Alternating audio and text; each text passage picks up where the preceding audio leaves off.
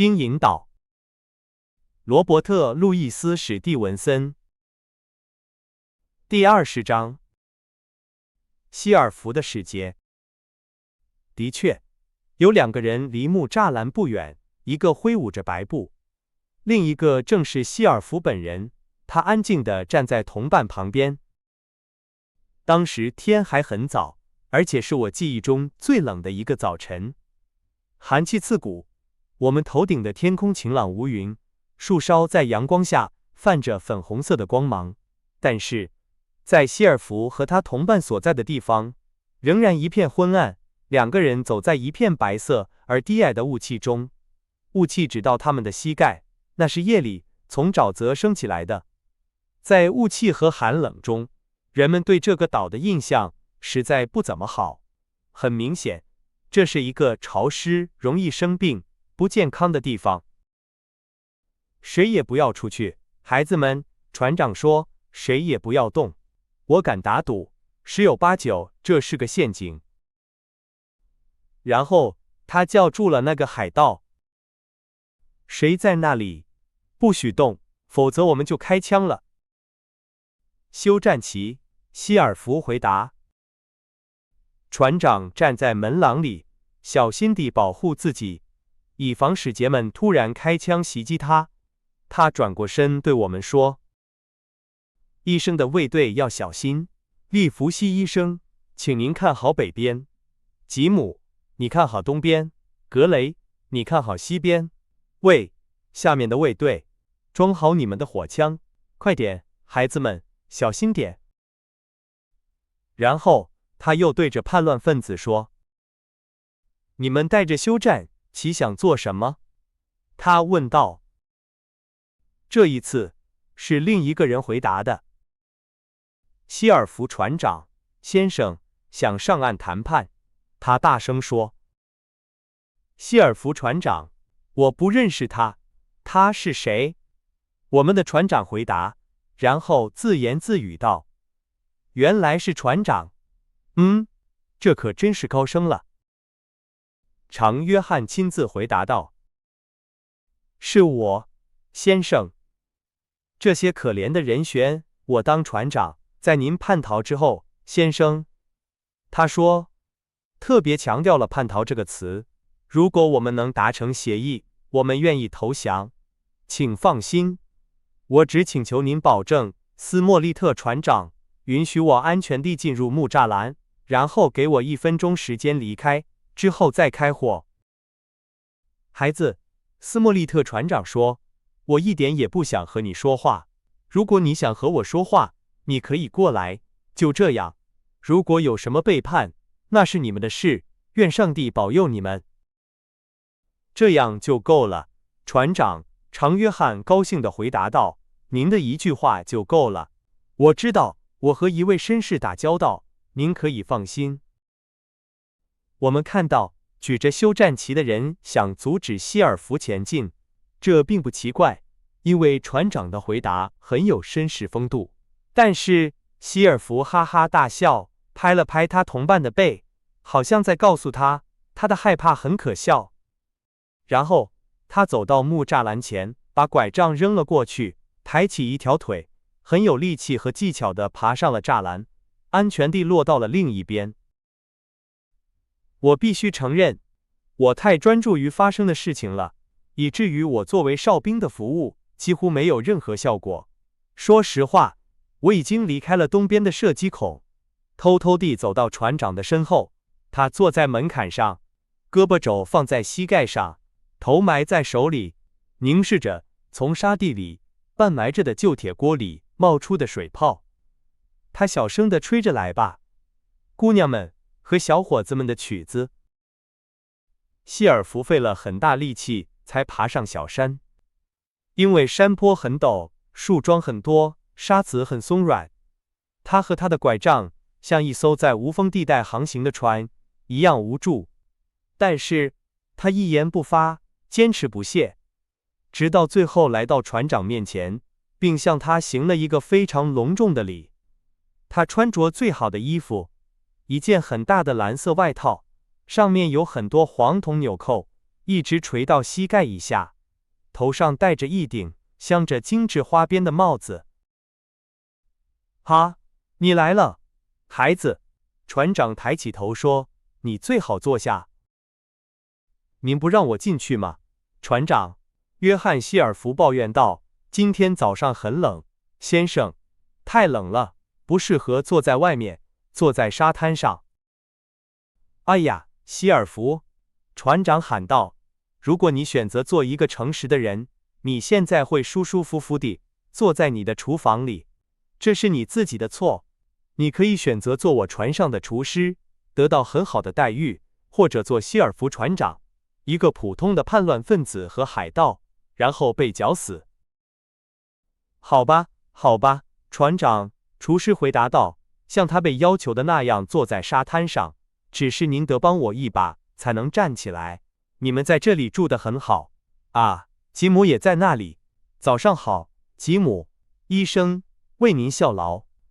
哎呀，哎呀，你們都像一個幸福的家庭一樣聚在一起，可以說。如果你有什麼要說的，孩子，你最好說出來。船長說。您說的对，斯莫利特船長，希尔弗回答道，工作就是工作，沒錯，好吧。昨晚我們中了你們的圈套，我不否認這確實很好。你們中的一些人很會用長矛，我也不想否認我的一些人有點心煩意亂，也許是他們所有人，也許甚至是我，所以我才在這裡談判。但是，請注意，船長，下次你們就不會那麼順利了。該死的，我們必須安排好哨兵，並在朗姆酒方面更加小心。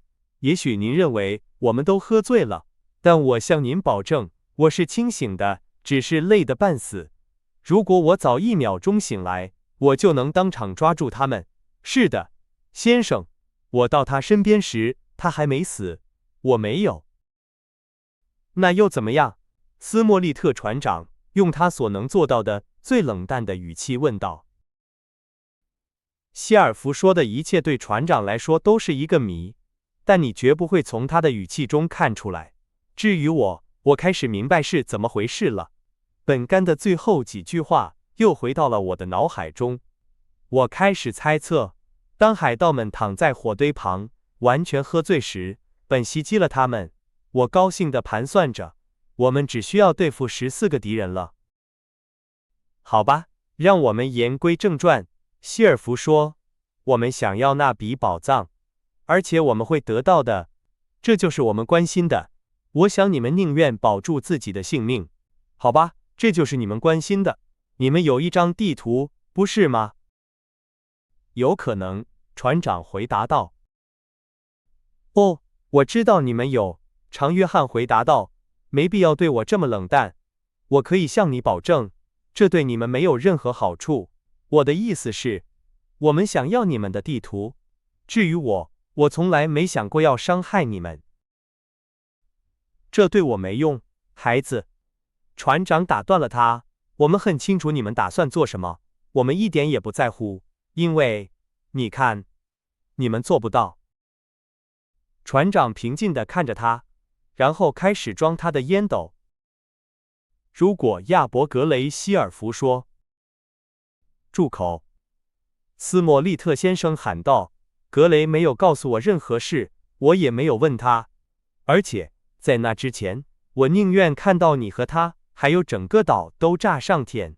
所以現在，你知道我對這件事的看法了，孩子。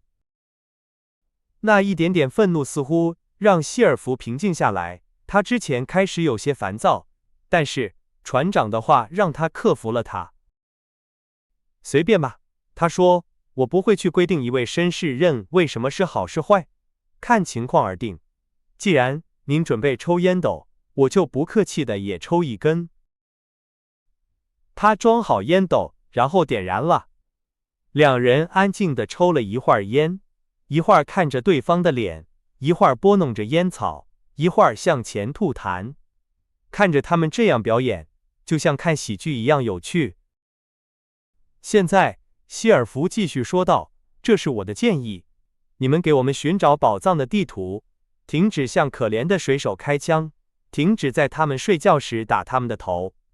這樣做，我們將允許你們選擇，要麼和我們一起上船，然後我向你們保證，我們會把你們安置在一個安全的地方，或者如果你們不喜歡那樣，因為我的一些人有點粗魯，並且有一些舊賬要算，你們就留在這裡。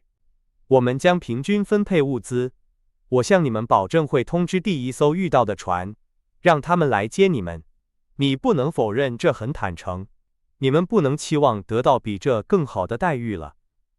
我希望他提高聲音說，所有在這個堡壘裡的人都會注意我的話，因為我對一個人說的話是對所有人說的。斯莫利特船長站起身來，敲了敲煙斗，把煙灰倒在左手手掌上。就這些嗎？他問道。該死的，沒什麼可說的了。約翰回答道，拒絕我的建議。你再也看不到我了，只能看到我們射出的子彈。很好，船長說，現在你聽我說，如果你們一個接一個地，沒有武器地來到這裡，我會負責給你們戴上鐐銬，把你們帶回英國，接受公正的審判。否則，以我亞歷山大·斯莫利特的名義，以我懸掛着我君主旗幟的名義，我會確保你們都去見戴維·瓊斯。你們找不到寶藏，你們不知道怎麼開船，你們中沒有一個人會開船，你們沒有能力和我們戰鬥。格雷，不用說，就從你們5個人手中逃脫了。你們的船被困住了，希爾弗先生。你們在背風海岸上，你們會明白的。我留在這裡，這就是我的話，這是你們從我這裡得到的最後一句好話。因為我向上帝發誓，下次我看到你時，我會向你的胸膛開一槍。所以，走吧，孩子，滾開，別停下來，快！希爾弗的臉簡直是一幅畫，他的眼睛閃着憤怒的光，他猛烈地揮舞着煙斗，把它熄滅了。幫我一把站起來，他喊道。我不會那樣做的，船長回答道。那誰來做？希爾弗吼道。我們沒有一個人動。希爾弗嘟囔着最惡毒的咒罵，在沙灘上爬行，直到抓住門廊，並在他的幫助下站起身來，拄着拐杖，然後他朝地上吐了口唾沫。拿去，他喊道，這就是我對你們的看法。在1個小時之內，我就會把你們的堡壘砸得像一桶朗姆酒一樣。笑吧，該死的，笑吧！在1個小時之內，你們就會在另一個世界裡笑了。我告訴你們，那些在戰鬥中死去的人可以算是幸運的。他發出一聲可怕的詛咒，開始前進，在沙灘上蹣跚而行，直到4、5次失敗後，舉着休戰旗的人不得不幫助他穿過木柵欄。然後，很快，2人消失在樹林裡。